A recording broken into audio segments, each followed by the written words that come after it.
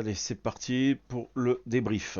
Donc, on avait fait donc le briefing avant la session avec les premiums. Donc, on était ici quelque part 4h45, 14h45 ici. Donc, on voyait bien cette zone là de support. On avait plutôt un biais haussier.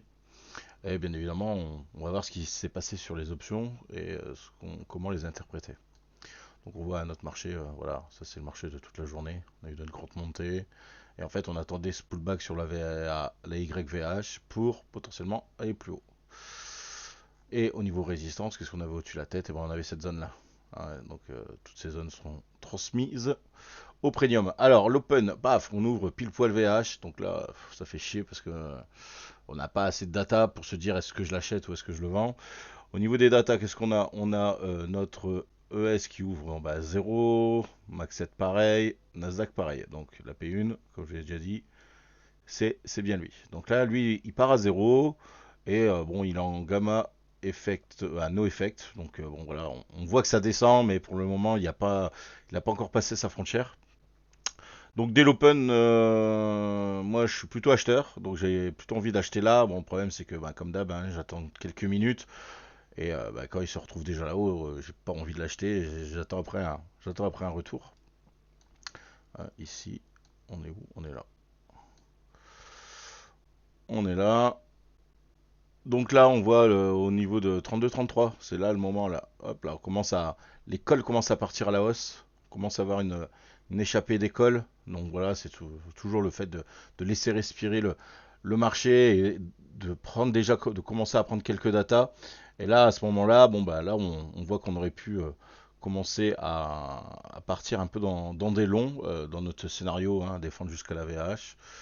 Et donc prendre déjà quelques trades à l'achat. Donc là, rapidement, on se reprend une fessée. Donc soit on prend pas celle-là, ou soit on le prend et on arrive à se débrouiller, hein, parce que du scalping là, on a 50 points, donc c'est déjà pas mal 50 points. On voit que ce qui est embêtant, c'est que le notional, certes, il n'est pas effectif, mais il décroît. Donc on n'a toujours pas passé la barrière du gamma effect, mais il part pas dans notre sens, quoi. Lui, le S, il part en haut. Bon, le Nasdaq, les Max 7 font pas grand chose. Donc là, retour VH. Donc bah là, voilà, on vient sur notre zone où on voulait acheter. Donc là-dessus, c'est pareil, hein, quand on commence à. On voit les deux sont flats, les deux sont flats, les deux sont flats. Hop, il y a un petit décroché d'école, les poutres prennent le devant. Petit canal haussier, boum, les poutres qui passent au-dessus d'école. Donc là, bah, t'es à peu près ici. Ça te rassure un peu sur ton achat. Alors bien évidemment, pas pour aller directement ici. Mais là, potentiellement, on peut commencer à attaquer des longs. De l'autre côté, ici, on est toujours en gamma no effect, hein, on est à moins 77, donc bon, pour l'instant, on s'en fout d'une heure. Nous, ce qui nous intéresse, c'est notre scénario de base, c'est notre zone de support et d'aller chercher des setups d'achat. Donc, on a un setup d'achat là, et là, il y en a un qui se dessine ici. Donc là, ça nous fait partir, hop, ici. Donc là, bah, là, on trade.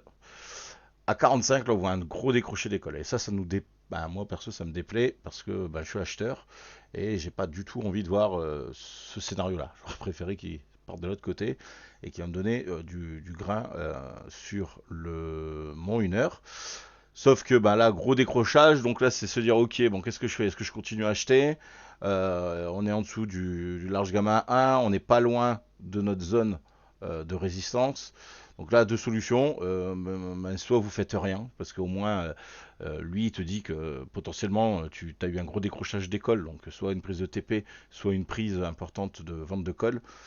Donc soit tu fais rien, parce que c'est pas du tout dans ton scénario d'achat, soit tu te dis, ah, potentiellement, on va avoir un retracement. Et quand c'est comme ça, il faut toujours penser, ok, j'ai mon retracement, mais jusqu'où je le défends? Donc où est-ce qu'on le défend? Ici au niveau de la résistance, un peu comme ici, hein. Quand on attaque des longs ici, bon, on sait que notre support, bon, on a même la VWAP qui est en dessous, hein. Tout ça c'est notre zone à défendre. Si ça cassait cette zone, bah, on prenait notre perte. Donc là, moi perso, je suis parti en short. Je suis parti en short, mais dans une construction de position, et je défendais jusque-là. Ce qui a été un peu embêtant dans cette phase-là, c'est que, alors ça c'est l'effet miroir, hein, qui va arriver, c'est qu'en fait, on a notre décrochage de colle, mais on voit que derrière, après, c'est flat. Il n'y a plus rien qui se passe. Pendant ce temps-là, 48, on est tout, ouais, on est à la limite, on est à 200 là, 50. Quand est-ce qu'on passe en gamma effect? Ouais, aux alentours des 16h03. 16h03 à peu près, 16h03, 16h04. Donc là, il y a 9 minutes où bah, tu défends ton trade, hein. Voilà, tu sais que bon là, il y a quand même des retours, hein. Il y a quand même des choses à faire. Il y a des acheteurs qui sont absorbés sur les hauts. Là, il y a la news. Donc là, si t'es dedans, tu serres les fesses. Là, on voit que bah, le marché il part. Boum, il vient direct sur ta résistance, quasi pixel. Fouf, ça repart. Voilà, et peut-être les belles bougies que j'aime bien, hein, quand ça va vite et que t'as pas le temps de mettre des ordres limites ou que tu veux renforcer ta position. Bah, voilà, ça c'est le genre de bougie que j'aime bien avoir si je suis en vente. Donc là, on est à 16h, 16h, 16h, 16h. Donc on est ici. Donc là, on ne sait pas avoir à 55, hein. C'est ce qu'on parlait jeudi dernier, hein. Ici, il y a pas de signal d'achat en fait, hein. Là, il est pixel, c'est la même, hein. C'est la même que celui-là. Et donc là, techniquement, si les puts montent, ici les puts devraient redescendre, sauf que les puts ici continuent un peu à monter. Donc on a notre montée, et à 16h, j'avais dit 16h03 je crois, voilà, c'est à ce moment-là, ben, c'est le moment où on passe en gamma effect négatif. Donc là, c'est pas du tout dans mon beau sens, hein, parce que moi j'étais plutôt acheteur.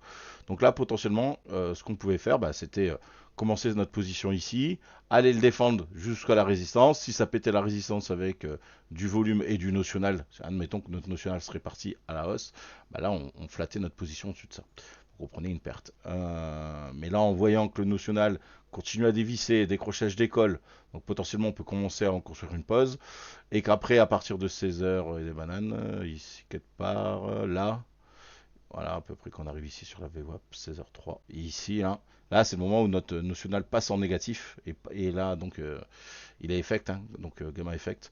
Et là, potentiellement, bah, là, on peut continuer à prendre la descente. Donc là, il y avait en gros construction de pause. Donc là, il y a plein d'allers-retours, hein, parce que là, dans le range, il y a moyen de prendre des trades.